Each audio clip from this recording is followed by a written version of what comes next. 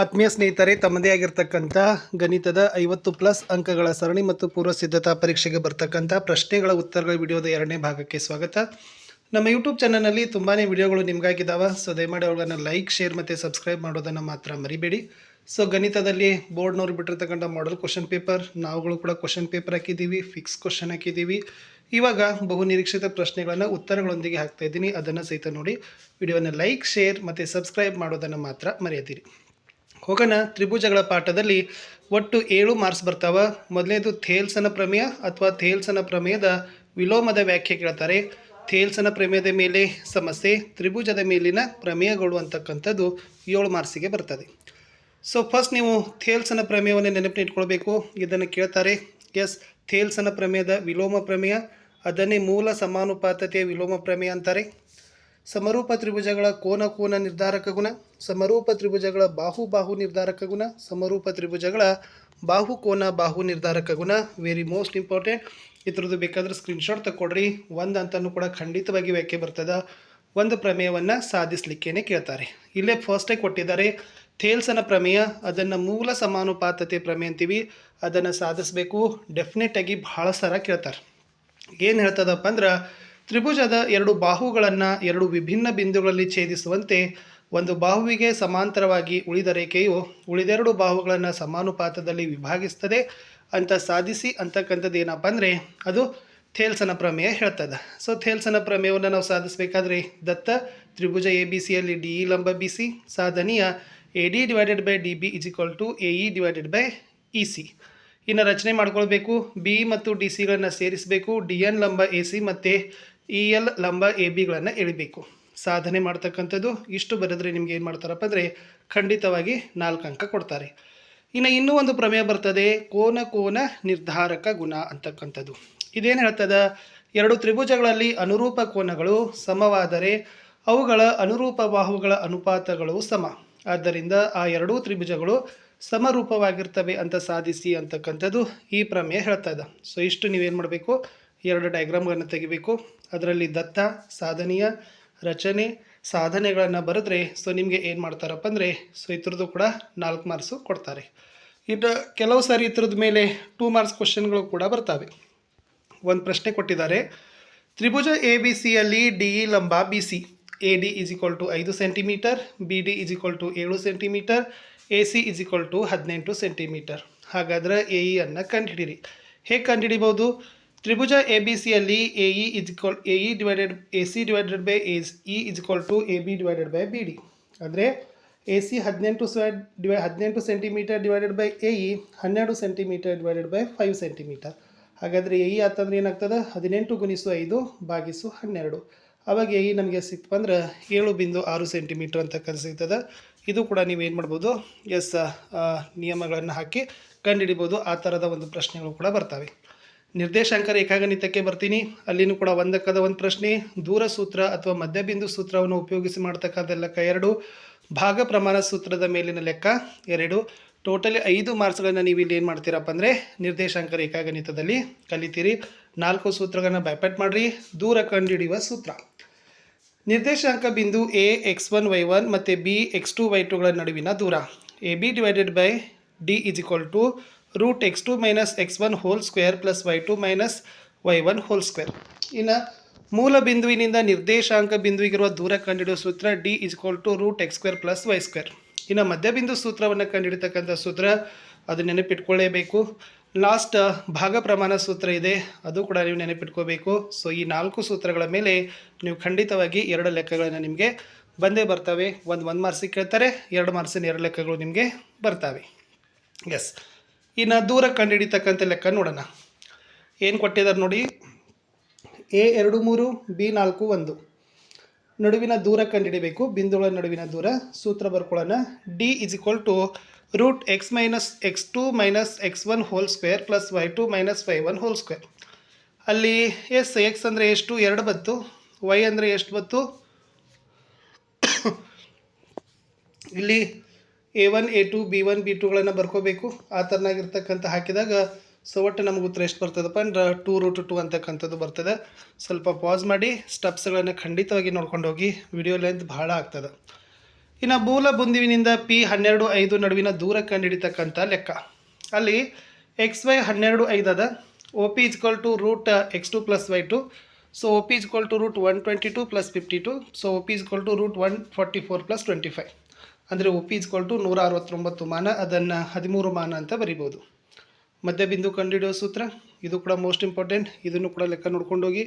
ಇನ್ನು ನೆಕ್ಸ್ಟ್ 1, 6 ಮತ್ತು 4, 3 ಬಿಂದುಗಳನ್ನು ಸೇರಿಸುವ ರೇಖಾಖಂಡವನ್ನು ಆಂತರಿಕವಾಗಿ 1:2 ವಿಭಾಗಿಸುವ ಬಿಂದುವಿನ ನಿರ್ದೇಶಾಂಕಗಳನ್ನು ಕಂಡುಹಿಡಿಯಿರಿ. ಸೊ ಈ ತನ್ನಾಗಿರ್ತಕ್ಕಂಥ ಲೆಕ್ಕ ಇರ್ತದೆ. ಸೊ ಇದನ್ನು ಕೂಡ ನೀವೇನು ಮಾಡ್ಬೋದು, ಭಾಳ ಈಸಿಯಾಗಿ ಬಿಡಿಸ್ಬೋದು. ಆಮೇಲೆ ಇವೇ ಲೆಕ್ಕಗಳು ನಿಮ್ಗೆ ಏನಾಗ್ತವಪ್ಪ ಅಂದ್ರೆ ಪರೀಕ್ಷೆಗಳಲ್ಲಿ ಬರ್ತಾವೆ. ಅದನ್ನು ಕೂಡ ನೀವು ನೋಡ್ಕೊಂಡು ಹೋದರೆ ಖಂಡಿತವಾಗಿ ಈ ಲೆಕ್ಕಗಳನ್ನು ನೀವು ಬರಿತೀರಿ. ಓಕೆನಾ? ಎಸ್. ಇನ್ನು ಮುಂದೆ ಹೋಗ್ತೀನಿ. ತ್ರಿಕೋನಮಿತಿಯ ಪ್ರಸ್ತಾವನೆ, ಟ್ರಿಗ್ನೋಮೆಟ್ರಿ. ಸೊ ಅಲ್ಲಿನೂ ಕೂಡ 1 ಮಾರ್ಕ್ಸಿಂದ 1 ಬರ್ತದೆ, 2 ಮಾರ್ಕ್ಸಿಂದ 1 ಬರ್ತದೆ. ಸೊ ತ್ರಿಕೋನಮಿತಿಯ ಅನುಪಾತಗಳ ಮೇಲೆ ಒಂದು ಲೆಕ್ಕ ಇರ್ತದೆ. ಸೊ ಇಲ್ಲಿ ನೋಡ್ಕೊಡ್ರಿ ತ್ರಿಕೋನಮಿತಿಯ ಅನುಪಾತಗಳು ಹೇಗಿದ್ದಾವೆ ಅನ್ನೋದನ್ನು. ಸೊ ನೀವು ಏನು ಮಾಡಬೇಕು, ಅದನ್ನು ಬರಲಿಕ್ಕೆ ಪ್ರಯತ್ನವನ್ನು ಪಡಬೇಕು. ಸಿಂಪಲ್ ಆಗಿರ್ತಕ್ಕಂಥ ಟ್ರಿಗ್ನೋಮೆಟ್ರಿ ಅಪ್ಲಿಕೇಶನ್ ಮೇಲೆ ಇರ್ತಕ್ಕಂಥ ಕ್ವಶನ್ಸ್ ಇದ್ದಾವೆ.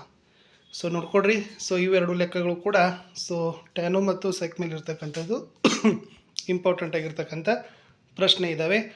ಈ ಕೋಷ್ಟಕ ನಿಮಗೆ ಗೊತ್ತಿರಲೇಬೇಕು. ತ್ರಿಕೋನಮಿತಿಯ ನಿರ್ದಿಷ್ಟ ಕೋನಗಳಿಗೆ ಬೆಲೆಗಳು ಅಂತಕ್ಕಂಥ ಸೂತ್ರ ಬಂತಿದ್ರೆ ಸೊ ನೀವು ಏನು ಮಾಡ್ಬೋದು, ಆವಾಗ ಈ ಒಂದು ಲೆಕ್ಕಗಳಿಗೆ ಎಸ್ ಪರಿಹಾರಗಳನ್ನು ಕಂಡುಹಿಡಿಬೋದು. ಹೇಗೆ? sin 30 ಅಂತ ಇದೆ. ಓಕೆನಾ? ಸೊ ಇದು sin 30 ಅಲ್ಲಿ ಬತ್ತು, ಇದು ಸೈನ್ ಇದೆ 30 1/2 ಅಂತ ಬತ್ತು. ಓಕೆನಾ? tan 45 ಅದೇ, tan 45 1 ಅಂತ ಬತ್ತು. cos 0 ಡಿಗ್ರಿ ಅದ, cos ಅದ. ಓಕೆನಾ? cos ಅದ 1 ಅಂತಕ್ಕಂಥದ್ದು ಬತ್ತು. ಆಮೇಲೆ cot 45 ಅದ, ಸೊ cot ಇದೆ, ಇದು 45, ಇದು 1 ಅಂತ ಬತ್ತು. ಸೊ ಈ ತರನಾಗಿ 0 degree, 30 degree, 45 degree, 60 degree, 90 degree ಇಲ್ಲಿಂದ ನಿಮಗೆ 1 ಮಾರ್ಕ್ಸ್ ಅಂತಲೂ ಕೂಡ ಆರಾಮಾಗಿ ಬರ್ತದೆ. ಸೊ ಈ ಕೋಷ್ಟಕವನ್ನು ನೀವೇನು ಮಾಡ್ಕೋಬೇಕು, ಪ್ರಾಕ್ಟೀಸ್ ಮಾಡಲೇಬೇಕು. ಬಹೆಟ್ ಮಾಡಿದರೂ ಪರವಾಗಿಲ್ಲ. ಇನ್ನು ತ್ರಿಕೋನಮಿತಿಯ ಮೇಲೆ ಬರ್ತಕ್ಕಂಥ 2 ಲೆಕ್ಕಗಳಿದ್ದಾವೆ. ಸೊ ಇದು ಕೂಡ ಮೋಸ್ಟ್ ಇಂಪಾರ್ಟೆಂಟ್ ಆಗಿರಿ, ನಿಮ್ಮ ಪರೀಕ್ಷೆಗಳಲ್ಲಿ ಬರ್ತಾವೆ. ಸೊ ನೀವೇ ಪ್ರಯತ್ನಿಸಿ ಅಂತ ಇದೆಯಲ್ಲ, ಅವುಗಳನ್ನು ಬಿಡಿಸಿ. ಸೊ ನಿಮಗೆ ಖಂಡಿತವಾಗಿ ನಿಮಗೆ ಯೂಸ್ ಆಗ್ತದೆ. ಆ ಲೆಕ್ಕಗಳೇ ನಿಮಗೆ ಬರ್ತಾವೆ. ಇನ್ನು ತ್ರಿಕೋನಮಿತಿಯ ವಿಲೋಮ ಅನುಪಾತಗಳು, ಅದು ಕೂಡ ಮೋಸ್ಟ್ ಇಂಪಾರ್ಟೆಂಟಾಗಿ ಬರ್ತಕ್ಕಂಥ ಲೆಕ್ಕಗಳೇ ಆಗಿತ್ತು. ತ್ರಿಕೋನಮಿತಿಯ ಅನ್ವಯಗಳಿಗೆ ಹೋಗೋಣ. ದೂರ ಮತ್ತು ಎತ್ತರಕ್ಕೆ ಸಂಬಂಧಿಸಿದ ಒಂದು ಲೆಕ್ಕ ಬರ್ತದೆ. ಸೊ ಇದು ಈ ಕೋಷ್ಟಕ ಮೋಸ್ಟ್ ಇಂಪಾರ್ಟೆಂಟ್ ಅದ. ಸೊ ಇದ್ರ ಮೇಲೆ ನೀವೇನು ಮಾಡ್ಬೋದು, ಆರಾಮಾಗಿ 30 ಡಿಗ್ರಿ, 45 ಡಿಗ್ರಿ, 60 ಡಿಗ್ರಿಗಳನ್ನು ಬರಿತೀರಿ. ಇನ್ನು ನೆಕ್ಸ್ಟ್ ವೃತ್ತಗಳ ಮೇಲೆ ಬರೋಣ. ವೃತ್ತಗಳ ಮೇಲಿನ ಪ್ರಮೇಯ 3 ಅಂಕ, ಬಹು ಆಯ್ಕೆ ಅಥವಾ 1 ಅಂಕದ 1 ಪ್ರಶ್ನೆ, ವೃತ್ತದ ಮೇಲಿನ ಅನ್ವಯಿಕ 2 ಲೆಕ್ಕ. ಇಲ್ಲಿಂದ ನಿಮಗೆ 9ರಲ್ಲಿ 1 ಪ್ರಶ್ನೆ ಆದರೂ ಕೇಳ್ತಾರೆ. 2 ವಿಭಿನ್ನ ಬಿಂದುಗಳಲ್ಲಿ ವೃತ್ತ ಛೇದಿಸುವ ರೇಖೆ ವೃತ್ತಛೇದಕ. ಬಾಹ್ಯ ಬಿಂದುವಿನ ವೃತ್ತಕ್ಕೆ ಎಳೆಯಬಹುದಾದ ಗರಿಷ್ಠ ಸ್ಪರ್ಶಕ 2, ವೃತ್ತದ ಮೇಲೆ ಎಳೆಯಬಹುದಾದ ಗರಿಷ್ಠ ಸ್ಪರ್ಶಕ 1, ವೃತ್ತದ ಒಳಭಾಗದಿಂದ ವೃತ್ತಕ್ಕೆ ಎಳೆಯಬಹುದಾದ ಗರಿಷ್ಠ ಸ್ಪರ್ಶಕ ಸಂಖ್ಯೆ 0. ಇಷ್ಟು ನೀವು ನೋಡ್ಕೋಬೇಕು. 9 ಮೇಲೆ 1 ಬರ್ತದೆ. ಈ 2 ಪ್ರಮೇಯಗಳನ್ನು ಬಾಯಟ್ ಹಾಕಲೇಬೇಕು. ಕಂಪಲ್ಸರಿಯಾಗಿ 3 ಮಾರ್ಕ್ಸ್ ನಿಮಗೆ ಫಿಕ್ಸ್ ಆಗಿ ಬರ್ತದೆ. ಆಲ್ಮೋಸ್ಟ್ ಇದೇ ಕೇಳ್ತಾರೆ. 1ನೇದು ಯಾವುದಪ್ಪ ಅಂದ್ರೆ, ಬಾಹ್ಯ ಬಿಂದುವಿನಿಂದ ವೃತ್ತಕ್ಕೆ ಎಳೆದ ಸ್ಪರ್ಶಕಗಳ ಉದ್ದ ಸಮಾಂತ ಇದೆ, ಇಷ್ಟೇ ಇದೆ ನೋಡಿ. ಸೊ ಭಾಳ ಶಾರ್ಟ್ ಆಗಿರ್ತಕ್ಕಂಥದ್ದು. ಇಷ್ಟು ನೀವು ಬರೆದ್ರೂ ಕೂಡ ನಿಮಗೆ 3ಕ್ಕೆ 3 ಮಾರ್ಕ್ಸ್ ಕೊಡ್ತಾರೆ. ನೀವು ಪ್ರಾಕ್ಟೀಸ್ ಮಾಡಲೇಬೇಕು. ಓಕೆನಾ? ಇನ್ನು ನೆಕ್ಸ್ಟ್ ಕೆಲವೊಂದು ಸಾರಿ ವೃತ್ತದ ಮೇಲೆ ಇರ್ತಕ್ಕಂಥ ಸಮಸ್ಯೆಗಳು ಕೂಡ ನಿಮ್ಗೆ ಏನಾಗ್ತವಪ್ಪ ಅಂದ್ರೆ ಬರ್ತಾವೆ. ಅದನ್ನು ಕೂಡ ಇಲ್ಲಿ ಕೊಟ್ಟಿದ್ದೀನಿ, ಸ್ವಲ್ಪ ಪಾಸ್ ಮಾಡಿ ಅದನ್ನು ನೋಡಿಕೊಡ್ರಿ. ಇನ್ನು ವೃತ್ತಗಳಿಗೆ ಸಂಬಂಧಿಸಿದ ವಿಸ್ತೀರ್ಣಗಳಲ್ಲಿ ಸೊ ಇಲ್ಲಿ ಕೂಡ ನಿಮಗೆ 1 ಅಂಕದ ಸೂತ್ರ ಮೇಲೆ, ಆಮೇಲೆ 2 ಅಂಕದ ಮೇಲೆ ಸೂತ್ರದ ಮೇಲೆ ಹಾಕ್ತಕ್ಕಂಥ ಲೆಕ್ಕ. ಇದು ವಿಸ್ತೀರ್ಣ ಮತ್ತು ಸುತ್ತಳತೆ ಕಂಡುಹಿಡಿತಕ್ಕಂಥ ಸೂತ್ರ ನಿಮಗೆ ಗೊತ್ತಿರಲೇಬೇಕು. ವೃತ್ತದ ವಿಸ್ತೀರ್ಣ ಕಂಡುಹಿಡುವ ಸೂತ್ರ A = πr², ಸುತ್ತಳತೆ C = 2πr or C = πd or D = 2r. ಅರ್ಧ ವೃತ್ತದ ವಿಸ್ತೀರ್ಣ, ಆಮೇಲೆ ವೃತ್ತ ಚತುರ್ಥಕದ ವಿಸ್ತೀರ್ಣ ಕಂಡುಹಿಡಿಯುವ ಸೂತ್ರ, ತ್ರಿಜ್ಯಾಂತರ ಖಂಡದ ವಿಸ್ತೀರ್ಣ, ಕಂಸದ ಉದ್ದ ಕಂಡುಹಿಡಿತಕ್ಕಂಥ ಸೂತ್ರ. ಸೊ ಇದು ಇಂಪಾರ್ಟೆಂಟ್ ಆಗಿರ್ತಕ್ಕಂಥ ಸೂತ್ರಗಳು.